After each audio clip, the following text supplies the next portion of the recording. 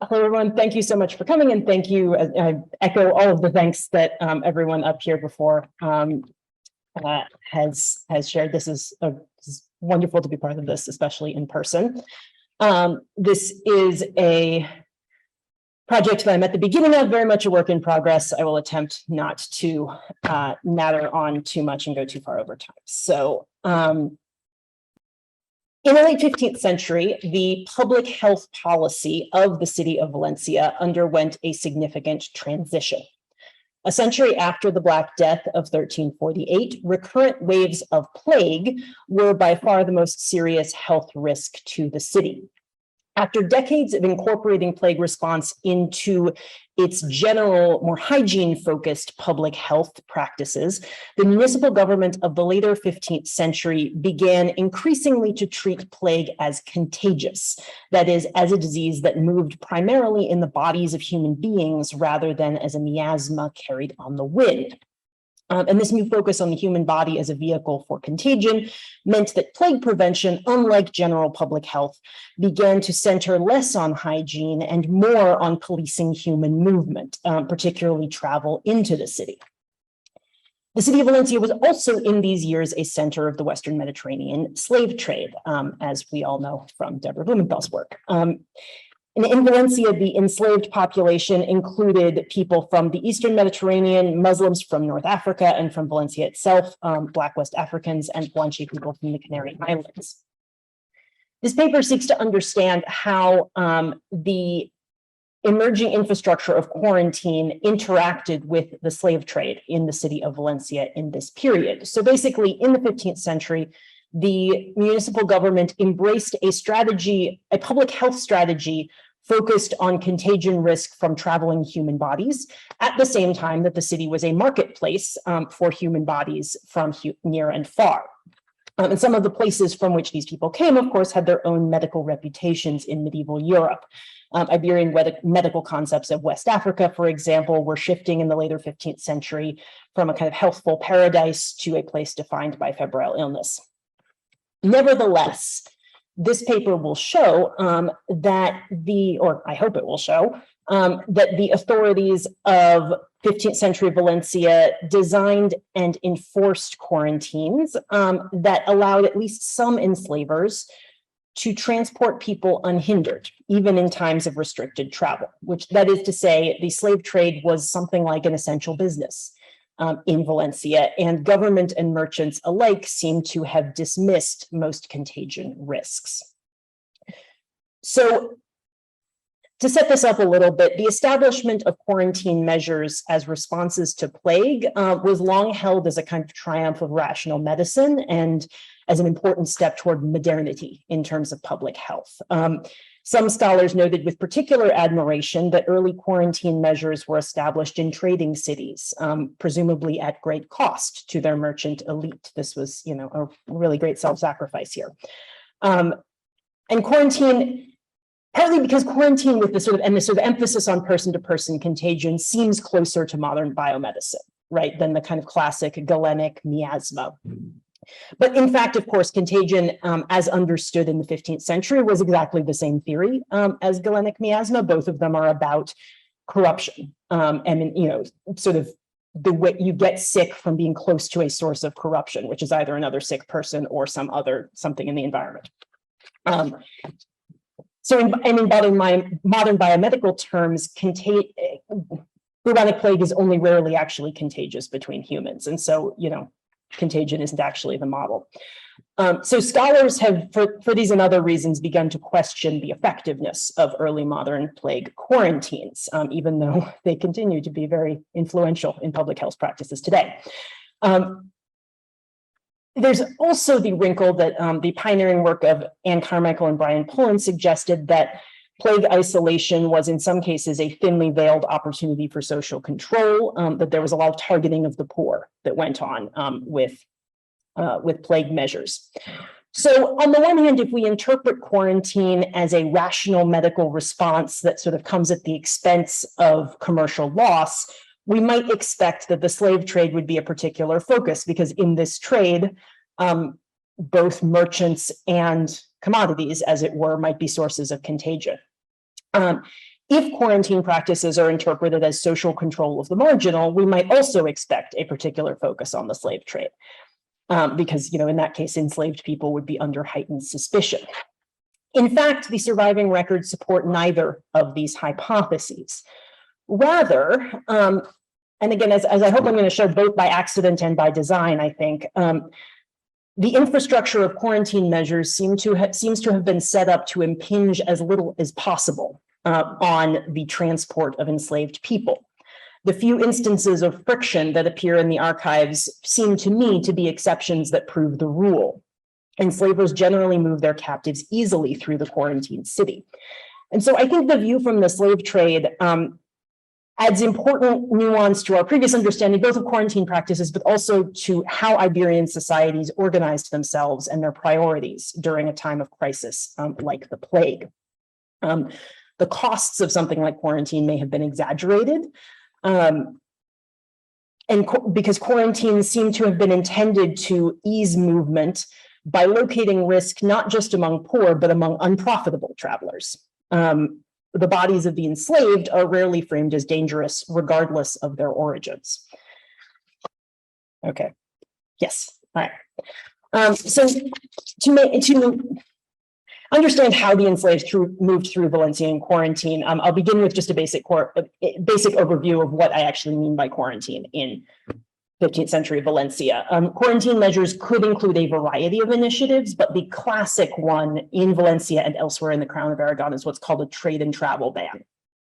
So these were issued by the city council. They prohibited the entry of goods or people usually from a particular area or set of areas that were known at that time to have plague. So to effect this prohibition, the secondary gates of the city were closed. And guards were posted at the 4 main gates in each of the 4 cardinal directions to ascertain the origin of all travelers from the city. Nobody from pestilent places was to be admitted, even if they show themselves to be healthy externally, unless they had spent 40 days in a place free of infection. Trade and travel bans were the standard response to every outbreak of plague in Valencia from 1476 on. There are a few earlier than that, but they are there for every outbreak after that. And their enforcement, at least in Valencia, has a strong element of what we might call security theater. The guards at the gates were not medical experts, but they were actually prominent citizens, chosen, I think, because they would not be seen as being easily bribed. They weren't paid, interestingly. And this protected cordon of city elite would have been highly visible, but was not actually intended to stop traffic in and out of the city. People could go into the city simply by establishing that they were not from any of the places that were currently under the ban, or that they hadn't been there in the last month. And this was typically done by oath. So we assume that the more important you are, the more valid your oath would be.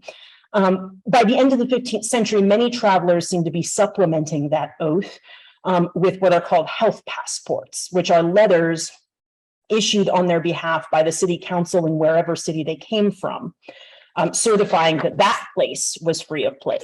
And since this system works basically the same way in most of the cities of the Crown of Aragon by this point, the Valencian Council is also issuing health passports for travelers. To other cities. Since each passport is basically requested individually by the recipient, those recipients are, for the most part, fairly important people. They tend to be merchants, ship captains, occasionally traveling friars. So they're intended to cover all the passengers in a party. So, if they're issued to a ship captain, they're intended to cover everybody on the ship. If they're issued to land travelers, they apply to the whole party. The lesser members of the party may or may not be mentioned. A passport written in 1515 for 3 merchants bound for Barcelona explicitly mentioned that they traveled with, quote, a black slave and a wagoner who carried their merchandise. But neither of these people are actually named. They're just mentioned that they're there too. And there's only actually one surviving case where the Council of Valencia issued a health passport to an enslaved person in their own name. In 1507, while plague was spreading in the Crown of Aragon but had not reached the city of Valencia, the council issued a health passport for Hieronyma, who lately was the slave of Rodrigo de Ribera, merchant of the present city, and has now been bought by Salvador Pascual of Mallorca, who's taking her to the said island. Jeronima is a native of the city of Valencia and has never left it before. And since there's currently no plague in Valencia, the authorities in Mallorca may be confident that she can't possibly have the plague. This letter was presumably written at the request of her new enslaver, Salvador Pascual, but it is very, very unusual in that it focuses on her rather than on him. Salvador Pascual seems to have assumed for some reason that Jeronima was more likely to be stopped by the Mallorcan guards than he was. I don't know why he would have thought that, because Mallorca was pretty notoriously strict in its enforcement of quarantine, including on its own citizens. So it's very unclear to me why he thought this was the case and whether he was right. There's no indication of any of that in the actual letter. What I think is important about this here is that this document shows that it was possible to write a passport for an enslaved person in their own name. But because there's only one, that suggests to me that most of the time that wasn't what happened, that most enslavers didn't bother to request one. Most other enslaved people who were transported during plagues, and since there were plagues at least once a decade for the whole late 15th and early 16th century, there would have to have been quite a few of enslaved people moving around during this time. They were probably covered by general clauses referring to other persons' goods and merchandise on a ship or in a traveling party. And I think what's interesting about this is that the structure of the health passport itself kind of elides the existence of enslaved people and any possible risk that they pose. The structure privileges information about the most prominent members of the group who are requesting the passport, right? It's written usually on behalf of the captain, for example. And so it says, you know, the captain of this ship is from Valencia and there's no plague in Valencia. It does not seem to have been necessary, based on how this is all structured, to establish separate credentials for everybody traveling under the authority of these prominent people, even though there's no particular reason that they would have had the same origins or the same health status. This in turn probably means that poor people traveling independently without the connections to request a health passport would have been subject to increased scrutiny by quarantine guards.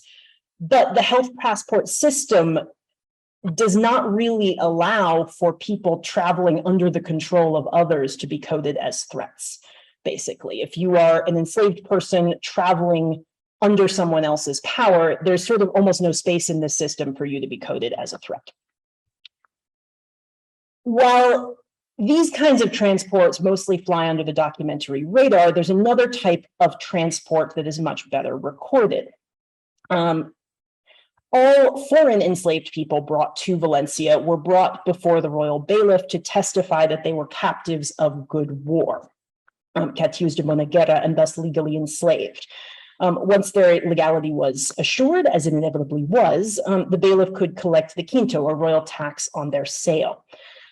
There are many, many ways in which these documents can be used for a lot of things, but one thing that they do is provide a fairly precise timeline of foreign enslaved people being imported to the city of Valencia and exactly when they arrive in the city.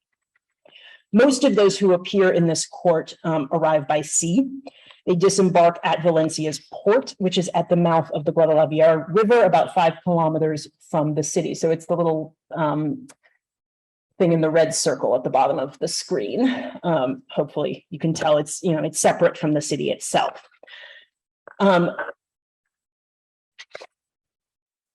Enslaved people disembarking usually, it seems like from the way that the documents describe this, that they usually appear before the bailiff within about a day of disembarking. And some of the records suggest to me anyway that these court sessions actually took place in the port rather than within the city walls. The port is separate from the main city, and the council is less concerned with the sort of theater of how it's patrolled during plague. So the guards posted there were paid rather than elite volunteers, but there are guards, and the captain of every ship disembarking in the port was meant to present himself before these guards and give an account of where the ship came from, and presumably swear that it was not from somewhere that was under a trade and travel ban. So while symbolically less significant than the city proper, the port was meant to be an active area of quarantine enforcement. The dates when enslaved people appear before the bailiff make clear that presentations and confessions of captives, as these hearings are called, continue while the city's under a trade and travel ban. So that's the first thing, that sometimes we imagine that quarantine means that trade comes to a halt in the city. And as practiced in the late medieval Crown of Aragon, it was never meant to be like that. It was in fact, as much trade as possible was supposed to continue. In theory, almost everybody could go in and out of the city as normal, and only travelers from infected places could be stopped. In practice, there are at least a couple of instances where the bailiff heard confessions from enslaved people who seemed to have come directly from a place that was actually under suspicion of plague. The nature of the evidence means that there are very few times when there are very few cases where this could possibly have been true, and so it's a little bit hard to find these, but because basically most of the captives who are presented before the bailiff come either from Portugal, West Africa via Portugal, North Africa, or the Canary Islands. Trade and travel bans tend mostly to apply to the city's closest trading partners, which means mostly within the Crown of Aragon itself, or occasionally elsewhere in Iberia and beyond. So there are basically only a few cases where there was a trade and travel ban on a place where a lot of enslaved people might come. Bans on parts of North Africa in 1495 and 1510, and bans on Portugal and Castile intermittently through 1518 to 1520, of which, due to time, I'm just going to talk about the last one of those because I think it's the most interesting. So on July 25th, 1518, the Council of Valencia announced a ban on travelers from Portugal, Saragossa, and Castile.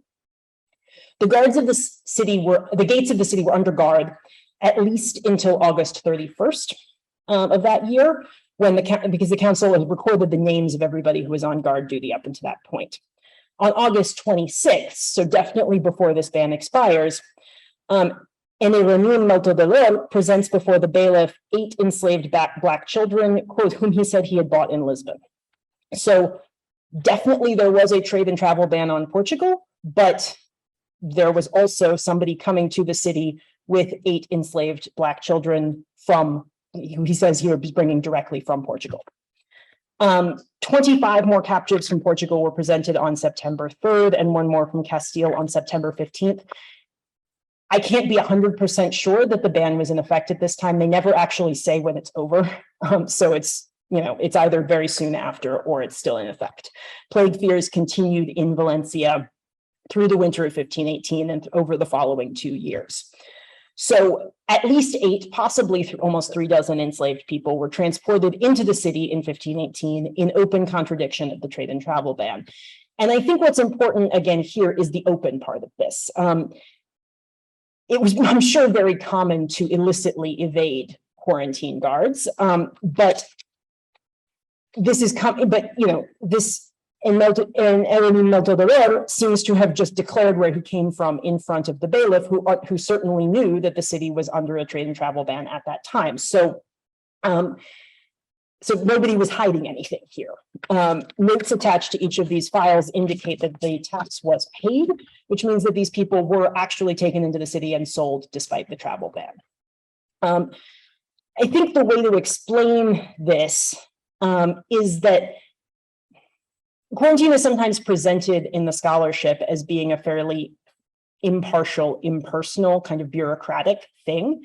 It appears that the individual guards were actually allowed quite a bit of discretion in who they did and didn't admit to the city. There are some instances in the records of guards refusing entry to people who definitely had all of their documentation. And I think that these seem to be cases of the other way around, where the guards seem to have admitted people who they really shouldn't have, strictly speaking. The fact that some slave traders are allowed through the quarantine doesn't, of course, mean that all of them were, and they probably weren't. But it does mean that quarantine was a more porous and more flexible barrier to the slave trade than has perhaps been assumed. Another aspect to this is, of course, that like everyone else, enslaved people were potential victims as well as potential vectors of the plague. So on June 28th, 1494, the bailiff granted Portuguese merchant Benet Benavides permission to sell 42 enslaved people in the city of Valencia. They were all from La Palma in the Canary Islands. Less than a week after the bailiff approved this sale, the Benavides complained that due to an epidemic of plague, they had not been taken into the city. And the bailiff basically eventually Benavides was refunded the tax on most of these individuals because he had not found a decent price for them, because he was afraid of taking them into the city, presumably because as Canary Islanders, they were considered to be more vulnerable to the plague. There is, however, another enslaver basically about a month later who received approval to sell 65 Guanche people in the city. And he doesn't seem to have had any hesitation about bringing them into the city. And he actually only ends up paying the tax on 36 of them because 29 of them die within the first month. So I think between these two things, basically, again, it's sort of an exception that proves the rule. Benavides seems to have been concerned about risk to enslaved people, but it is much more common in the records with these large numbers of enslaved people to just see a lot of them seem to die. There's been a fair amount of research about the medical care that enslaved people within households receive. It seems like, though, in transit points like the port, there was maybe a lot more death, and people seem to just take that as a matter of course. So to wrap up, this all suggests, I think, that both those designing and those enforcing the infrastructure of quarantine are not particularly concerned about contagion risk from or to enslaved people. This doesn't mean that enslaved bodies could never be seen as a source of contagion risk. There's other evidence that in some cases they were, but at the level of public health policy, the infrastructure of quarantine is weighed on marginalized people in fairly complex ways. Plague regulations sometimes target the poor, but enslaved people seem to have been transported through the sanitary cordon with barely a whisper. And again, this is both, I think, by accident and by design, both the way that the quarantine was set up and the choices of individual guards. I think it is particularly important to note that these regulations were not yet serving as instruments of what Nuket Varlik has termed epidemiological Orientalism. So that we see this much later in the early modern period, the incorrect assumption, both among people in the early modern period and among modern historians looking back at the Middle Ages, that plague came from outside of Europe and particularly came from the Islamic world. We don't yet see that in the 15th century. Enslaved people in 15th century Valencia are categorized and stigmatized according to color and origin in a lot of ways, but that doesn't seem to be part of how they're imagining the geography of plague. Of course, the fact that enslaved people's origins are not stigmatized in this way was not remotely helpful to them. Those who are transported against their will around the commercial world of late medieval Iberia, whether you're sort of forcibly in motion or forcibly, paused, both of those things are dangerous. What we can see here basically is that the infrastructure of quarantine works symbiotically with that of the slave trade to kind of subsume risk from enslaved people in the pursuit of profit.